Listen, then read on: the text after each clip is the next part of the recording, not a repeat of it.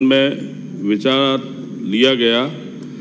इस संशोधन विधेयक इसलिए लाया गया कि कोई भी सोसाइटी है उसके खाते की जांच हो सके, सोसाइटी की संपत्ति है, नगद है, उसकी जांच हो सके। और ये जांच करने के लिए पहले न्यायिक मजिस्ट्रेट के पास जाना पड़ता था, उसमें बहुत सारा समय लगता था। विभाग को संस्थाओं के खिलाफ कार्रवाई करने का अधिकार प्राप्त नहीं था। इस संशोधन विधेयक से विभाग को संस्थाओं के खिलाफ कार्रवाई करने का अधिकार मिल जाएगा। साथ में ही रजिस्ट्रार को भरपूर शक्तियां मिल जाएगी। मेरा आपके माध्यम से मंत्री जी को मैं ध्यान आकर्षण करना चाहूँगा कि आप रजिस्ट्रार को इतनी पावर्स दे देंगे, ये कहाँ तक उचित है, क्योंकि रजिस्ट्रार सरकारी अधिकारी होता है और वो सरकार के दबाव में हमेशा काम करेगा। सोसाइटी में आजकल जैसे अध्यक्ष हो, मेंबर्स हो, कई लोग राजनीतिक लोग उसमें होते हैं और अध्यक्ष से लेकर सदस्य तक राजनीतिक व्यक्ति आजकल बनने लग गए हैं। बिल संशोधन विधेयक के बाद किसी भी सोसाइटी को परेशान या प्रताड़ित करने के लिए सहकारी रजिस्ट्रार को हथियार के रूप में इस्तेमाल सरकार करना चाह रही है और इससे भारी भ्रष्टाचार भी बढ़ेगा। हालांकि सच तो ये है कि बहुत सारी सहकारी समिति न तो समय पर ऑडिट करवाती है और न ही समय पर डिपार्टमेंट अगर इंफॉर्मेशन मांगता है तो देता है, और समितियां द्वारा कई बार भारी गड़बड़ियां भी मिलती है। अभी हमारे जालोर से आने वाले सदस्य बालवाड़ा का जिक्र कर रहे हैं। आज 6-7 साल हो गए, रिकॉर्ड गुम हो गया, 7 करोड़ का गबन है।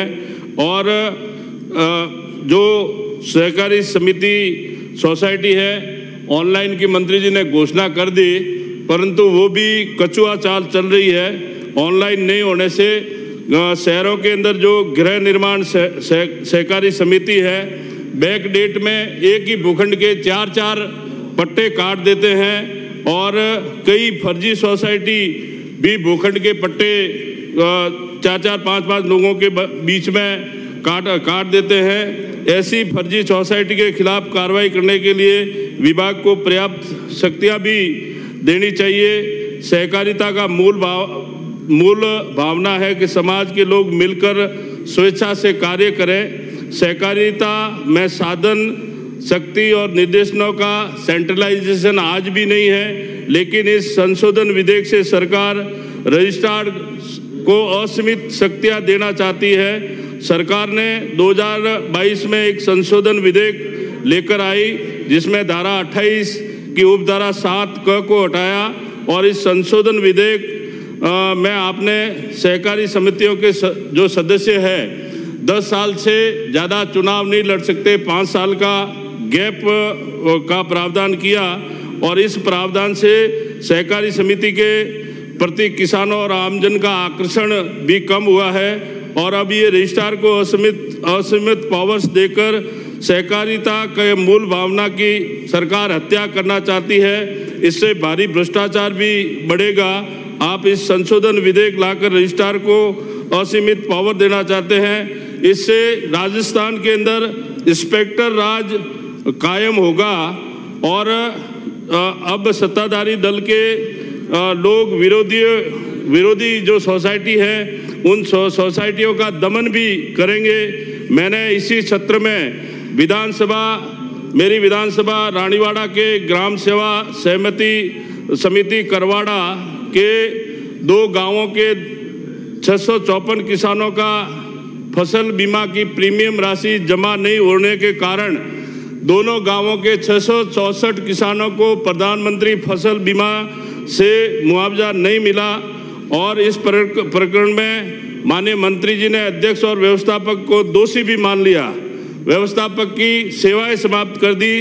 परंतु सभापति महोदय, मैं आपके माध्यम से मंत्री महोदय से निवेदन करना चाहता हूं कि आपने मुझे सदन में आश्वस्त करने के बावजूद भी आज भी अध्यक्ष नहीं हटा है, तो कृपया आप इन अधिकारियों के भरोसे नहीं रहे। ये अधिकारी आपको डुबाना चाहते हैं, इसके ऊपर भी आप ध्यान दें।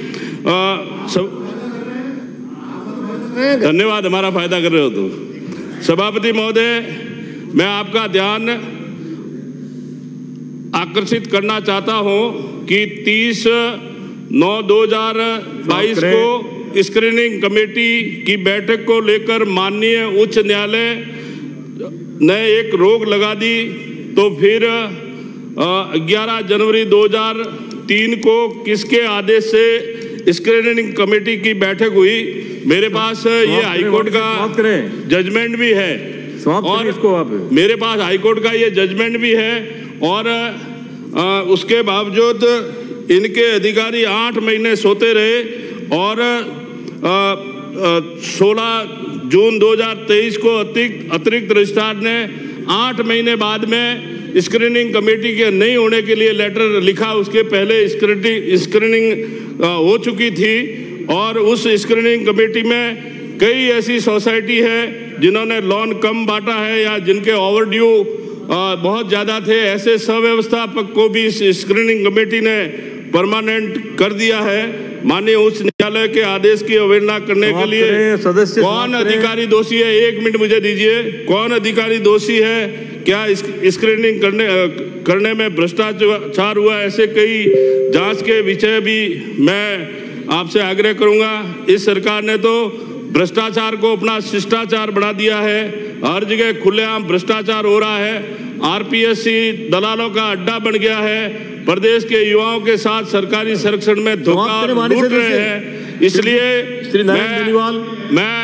मैं इस संशोधन विधेयक को जनमत जानने के लिए 6 माह परिचालित करने का प्रस्ताव करता हूँ। धन्यवाद। ये डिमांड पे चर्चा हो रही है क्या? डिमांड में तो साहब दूसरा बिल पे बोलो ना, आप डिमांड पे थोड़ी नहीं बोलना है। हर आदमी अपना लिख करके लाना है 2-2 पेज 5-5 पेज। मैं अलाउ नहीं करूंगा। श्री नारायण बेनीवाल, श्री बलवान पूनिया।